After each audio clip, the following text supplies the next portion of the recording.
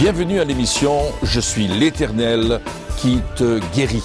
Nous allons aujourd'hui aborder la volonté de Dieu. Ah, quel sujet! La volonté de Dieu est de vous guérir. Bien des personnes se posent la question, mais est-ce vrai?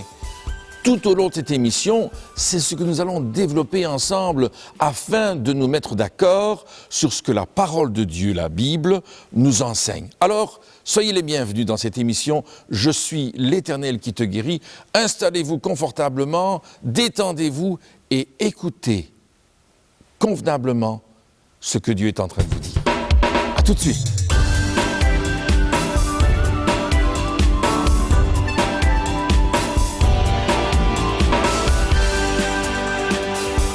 Bienvenue dans l'émission encore où nous allons partager ensemble un sujet extrêmement important. Oui.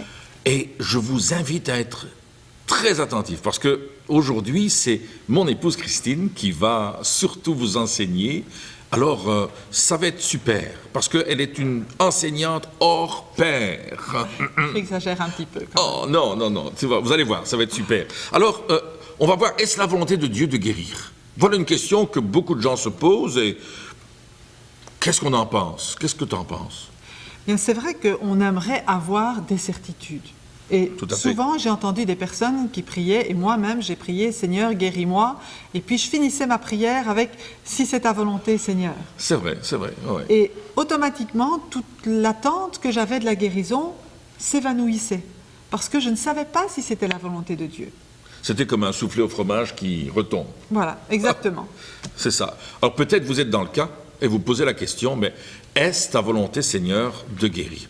Comment peut-on le savoir? Qu'est-ce qui va nous permettre de nous fonder sur quelque chose de solide? Qu'est-ce qui va faire ça? Eh bien, la démarche que j'ai faite, c'est de regarder dans la parole de Dieu. Pour avoir de l'assurance quand on vient devant le Seigneur, c'est important de savoir, mais Seigneur, qu'est-ce que tu veux? Et ce qui est extraordinaire, c'est que la volonté de Dieu, il l'a révélée dans la Bible, qui est la parole de Dieu. Alors, ce que j'ai fait, c'est que j'ai commencé à regarder tous les passages dans la Bible qui parlaient de la guérison. Ça, c'est parce que tu as fait l'expérience de guérison, toi-même. Mais c'est avant d'être guéri que je l'ai fait ça. Ah, et je ne comprends pas.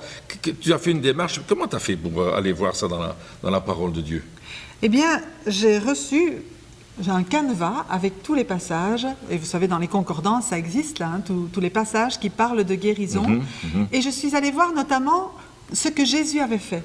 On a parlé la fois passée de l'œuvre de Jésus, mais je suis allée voir comment Jésus avait agi quand il rencontrait des malades. Et j'ai découvert une chose extraordinaire, c'est que Jésus n'a renvoyé aucun malade qui est venu à lui sans l'avoir guéri. Donc tu veux dire que tu es allé dans la parole de Dieu, dans la Bible, qui est la parole de Dieu. Oui, exactement. Et que tu t'es nourri un petit peu comme on mange du pain ou qu'on boit une soupe de cette parole et ça a fortifié ton être intérieur, ta foi. C'est ça, exactement. Ça a fortifié ma foi, ça a même créé une nouvelle foi dans mon cœur pour recevoir pleinement ce que Dieu voulait me donner. Et il t'a fallu combien de temps? 1 an, 2 ans? Comment t'as fait? Eh bien, je dois avouer que ça a pris 1 semaine pour que je puisse lire tous ces passages, parce qu'en fait, lorsque j'avais cette hépatite, j'étais tellement mal que je dormais presque toute la journée. Ça, je peux l'avouer que c'est vrai, oui. Eh oui. Alors, à un certain moment, je me suis dit, mais chaque fois que je me réveille, que j'ai un petit peu de force, je vais prendre la Bible et je vais voir par moi-même ce que Dieu dit sur la guérison.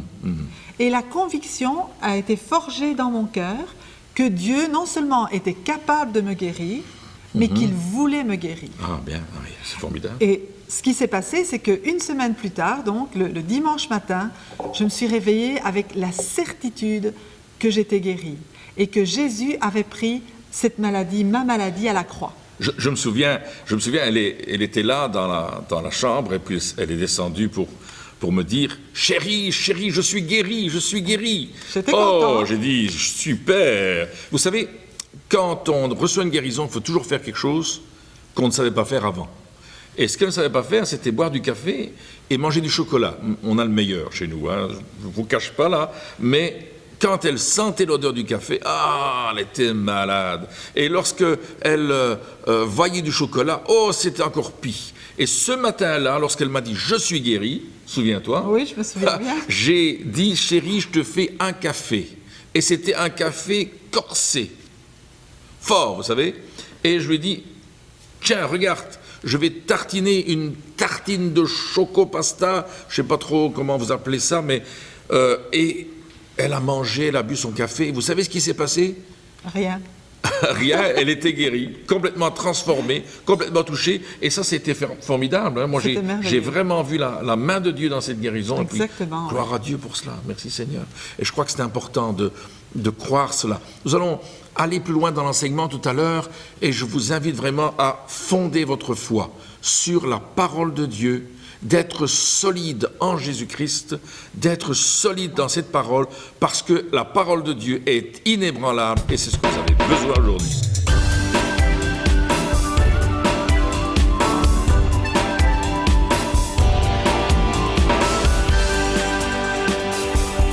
Dieu ne veut pas enlever la vie dans son jeune âge. Dieu veut remplir le nombre de nos jours, mais pas seulement pour qu'on vive ou pour qu'on survive, mais pour qu'on vive en bonne santé. Les plans que Dieu a formés pour nous de toute éternité, c'est une vie en bonne santé, c'est une vie abondante. Ça, c'est ce qu'il y a sur le cœur de notre Papa. Amen. Dans Exode chapitre 15, verset 26, il dit « Si tu écoutes attentivement à la voix de l'Éternel, ton Dieu, si tu fais ce qui est droit à ses yeux, si tu prêtes l'oreille à ses commandements, et si tu observes toutes ces lois, je ne te frapperai d'aucune des maladies dont j'ai frappé les Égyptiens, car je suis l'Éternel qui te guérit. » Et c'est le thème de cette conférence, n'est-ce pas? Je suis l'Éternel qui te guérit. Yahvé Rapha, c'est un des noms de Dieu. C'est un nom éternel. Amen. Dieu ne change pas de nom. Dieu ne change pas de nature. Il est et demeure éternellement l'Éternel qui guérit. Et c'est vrai aujourd'hui. Dieu, notre Papa Céleste est toujours le Dieu qui guérit, le Dieu qui veut guérir, le Dieu qui veut bénir, le Dieu qui accorde ses bénédictions à tous ceux qui s'approchent de lui. Et lorsqu'on voit là, dans l'Ancien Testament, toutes les lois étaient données justement pour que le peuple de Dieu demeure en bonne santé. Parce qu'en aucun cas, Dieu ne prend plaisir à la maladie de ses enfants. En aucun cas. Vous connaissez un père qui est heureux de voir son enfant malade? Même si son enfant a fait des bêtises, même s'il lui a désobéi, il ne va jamais se réjouir de ce que son enfant est malade. Notre papa n'est jamais content de nous voir malades. Vous comprenez cela? Le cœur de Dieu se réjouit lorsqu'il nous voit en bonne santé. Alors pourquoi la maladie? Comment ça se fait qu'on est malade aujourd'hui et que parfois on le reste assez longtemps? Eh bien, si on se souvient, je pense que dans le Jardin d'Éden, il y a beaucoup de choses qui ont commencé, mais j'aimerais qu'on revienne là-bas, parce qu'en fait, Satan se dévoile qui il est à cet endroit-là. Il n'y a pas que Dieu, il y a aussi l'ennemi de nos âmes, l'ennemi de nos corps, l'ennemi de tout ce que Dieu a fait de bon. C'est Satan qui veut tout détruire. Et dans le Jardin d'Éden, il a révélé déjà sa nature de père du mensonge. Vous vous souvenez de ce qui s'est passé? Relisons ensemble dans Genèse chapitre 3, les versets 1 à 6. Je lis cela parce qu'il a gardé la même tactique aujourd'hui pour nous maintenir dans l'esclavage et dans la maladie. Alors je pense que c'est important de voir comment il agit et de pouvoir réagir correctement. Le serpent était le plus rusé de tous les animaux des champs que l'Éternel Dieu avait fait. Il dit à la femme, « Dieu a-t-il réellement dit, vous ne mangerez pas de tous les arbres du jardin ?» La femme répondit au serpent, « Nous mangeons du fruit des arbres du jardin, mais quant au fruit de l'arbre qui est au milieu du jardin, Dieu a dit, « Vous n'en mangerez point et vous n'y toucherez point de peur que vous ne mouriez. » Alors le serpent dit à la femme, « Vous ne mourrez point, Mais Dieu sait que le jour où vous en mangerez, vos yeux s'ouvriront et que vous serez comme Dieu, connaissant le bien et le mal. » La femme vit que l'arbre était bon à manger, agréable à la vue, et qu'il était précieux pour ouvrir l'intelligence. Elle prit de son fruit et en mangea. Elle en donna aussi à son mari qui était auprès d'elle, et il en mangea. Et voilà ce que Satan fait par ruse. Il nous fait croire que Dieu nous prive du meilleur. C'est ce qu'il dit. Vous ne mourrez pas si vous mangez de cet arbre, l'arbre de la connaissance du bien et du mal. N'écoutez pas Dieu, ça ne vous fera pas de mal. Vous ne mourrez pas, mais vous serez comme Dieu. Vous vous rendez compte? Dieu vous prive de ce qui est bon. Mais écoutez-moi, et moi je vais vous donner des bonnes choses. Que se passe-t-il aujourd'hui? Lorsque quelqu'un est malade, je parle de quelqu'un du monde, je ne parle pas de vous ici, mais quelqu'un est malade, on dit « mais qu'est-ce que j'ai fait au bon Dieu pour avoir ça ?» La maladie vient de Dieu, c'est une punition. Écoutez les gens autour de vous, c'est ce qu'ils vont vous dire. Ils vont en vouloir à Dieu pour telle ou telle maladie. Et au lieu de venir à Dieu pour être guéris, ils vont aller voir les guérisseurs. Parce que Satan, il donne des bonnes choses. Ça, c'est la mentalité qui nous entoure. C'est la mentalité peut-être dans laquelle nous avons été élevés. Dieu punit, Satan guérit. Et là, c'est le plus grand mensonge qui tient les chrétiens liés dans la maladie. Et il est grand temps maintenant, aujourd'hui, et je pense que c'est vraiment le plan de Dieu, de rétablir la vérité. Dieu, notre Dieu, est un bon Dieu. Ce n'est pas lui qui envoie la maladie.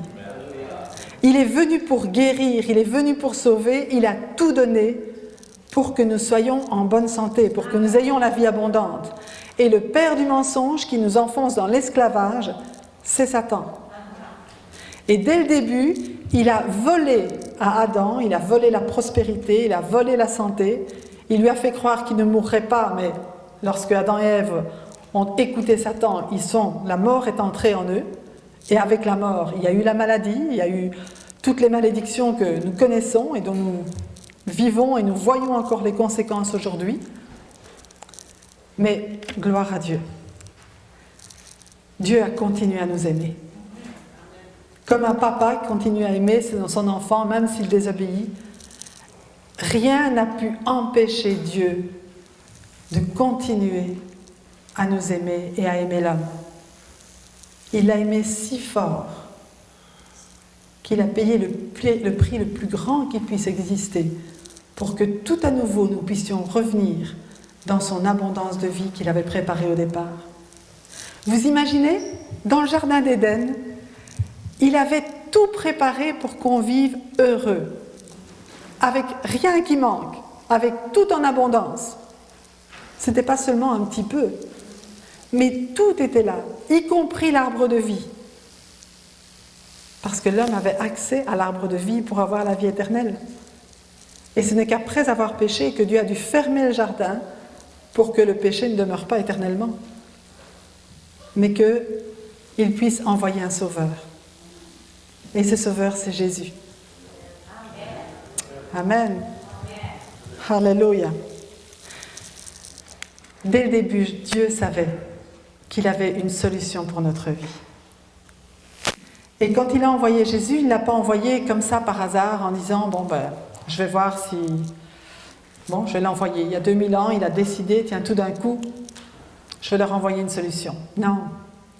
Il avait déjà préparé la solution dans son cœur de toute éternité.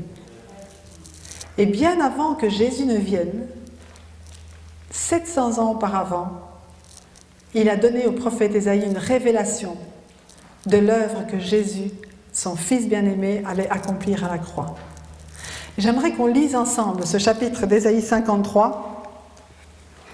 Sûrement que vous le connaissez, peut-être certains vous le connaissez par cœur, mais il est tellement riche pour réaliser pleinement ce que Dieu a fait pour nous. Qui a cru à ce qui nous était annoncé? Qui a reconnu le bras de l'Éternel?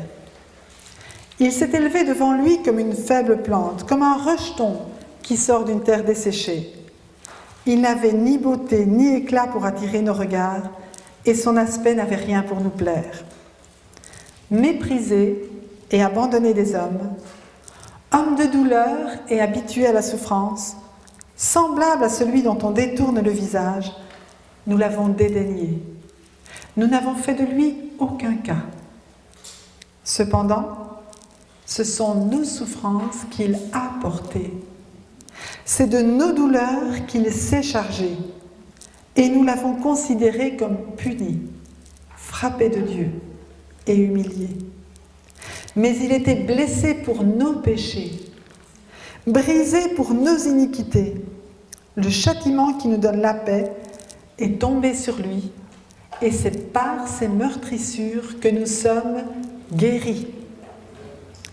Nous étions tous errants comme des brebis, chacun suivait sa propre voie, et l'Éternel a fait retomber sur lui l'iniquité de nous tous. Il a été maltraité et opprimé, et il n'a point ouvert la bouche. Semblable à un agneau qu'on mène à la boucherie, à une brebis muette devant ceux qui la tondent, il n'a point ouvert la bouche. Il a été enlevé par l'angoisse et le châtiment, et parmi ceux de sa génération, qui a cru qu'il était retranché de la terre des vivants et frappé pour les péchés de mon peuple? On a mis son sépulcre parmi les méchants, son tombeau avec le riche, quoiqu'il n'ait point commis de violence et qu'il n'y ait point eu de fraude dans sa bouche. Il a plu à l'Éternel de le briser par la souffrance. Après avoir livré sa vie en sacrifice pour le péché, il verra une postérité et prolongera ses jours. Et l'œuvre de l'Éternel prospérera entre ses mains. À cause du travail de son âme, il rassasiera ses regards. Par sa connaissance, mon serviteur juste justifiera beaucoup d'hommes et il se chargera de leurs iniquités. C'est pourquoi je lui donnerai sa part avec les grands. Il partagera le butin avec les puissants parce qu'il s'est livré lui-même à la mort et qu'il a été mis au nombre des malfaiteurs, parce qu'il a porté le péché de beaucoup d'hommes et qu'il a intercédé pour les coupables. Lui qui a porté lui-même nos péchés en son corps sur le bois, afin que mort au péché, ça c'est dans 1 Pierre chapitre 2 verset 24, afin que mort au péché nous vivions pour la justice, lui par les meurtrissures duquel vous avez été guéris. Là j'ai repris 2 passages en même temps, mais déjà dans Ésaïe, nous voyons comment le salut et la guérison sont inséparables. Si nous disons « Je crois que Jésus a donné sa vie, qu'il est mort pour mes péchés, pour que j'aie la vie éternelle », nous nous basons sur ce passage d'Ésaïe. Nous fondons notre foi sur ce qui est écrit, lui qui a porté nos iniquités en son corps. Il a été brisé pour nos péchés. Et de la même manière, dans le même verset, lui par les meurtrissures duquel nous sommes guéris. C'est par ces meurtrissures que nous avons la guérison.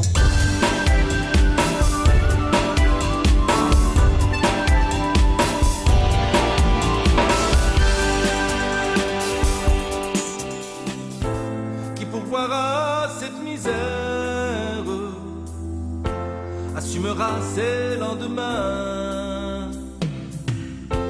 Y a-t-il un frère sur cette terre pour venir nous tendre la main?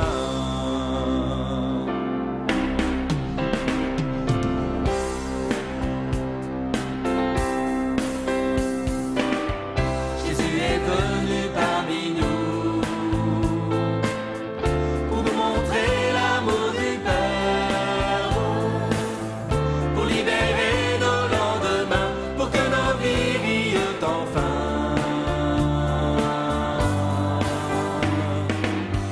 Jésus n'a vécu parmi nous, parole de Dieu sur notre terre, guérissant les cœurs brisés et libérant les opprimés.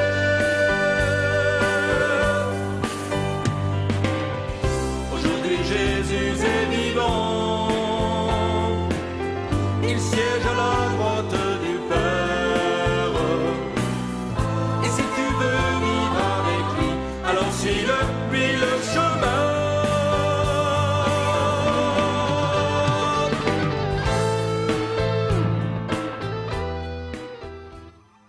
si vous désirez en savoir davantage sur la vie de Jésus-Christ. Pasteur Pierre et Christine Beumier vous offrent tout à fait gratuitement ce livre intitulé « Mes premiers pas avec Christ ». Sa lecture fortifiera votre foi et vous fera entrer dans les merveilleuses promesses de la parole de Dieu. Devenez partenaire du ministère de Pierre et Christine Beumier. Aidez-les par vos dons à porter la bonne nouvelle du Christ ressuscité jusqu'aux extrémités de la terre. Avec votre don, recevez le DVD de l'enseignement du mois. Communiquez-nous vos sujets de prière et notre équipe se fera une joie d'intercéder avec vous et pour vous.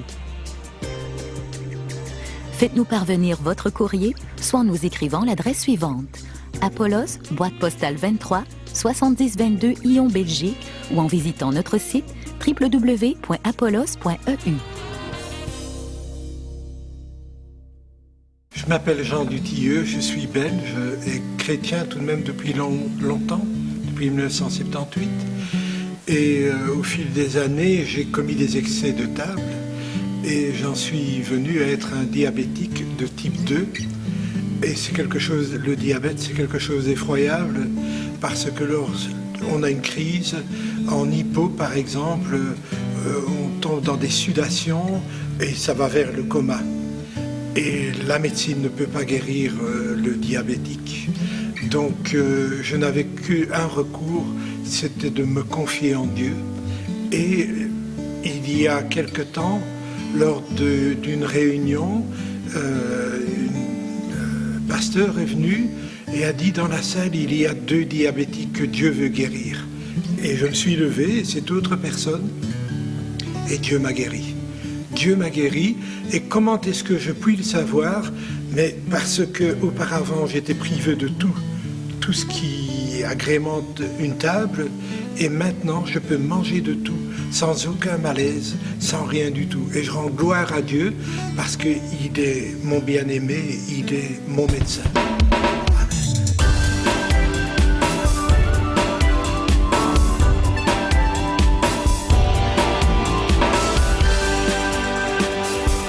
Merci de nous rejoindre pour l'enseignement qui nous dit aujourd'hui, le titre en est « Est-ce la volonté de Dieu de guérir ?»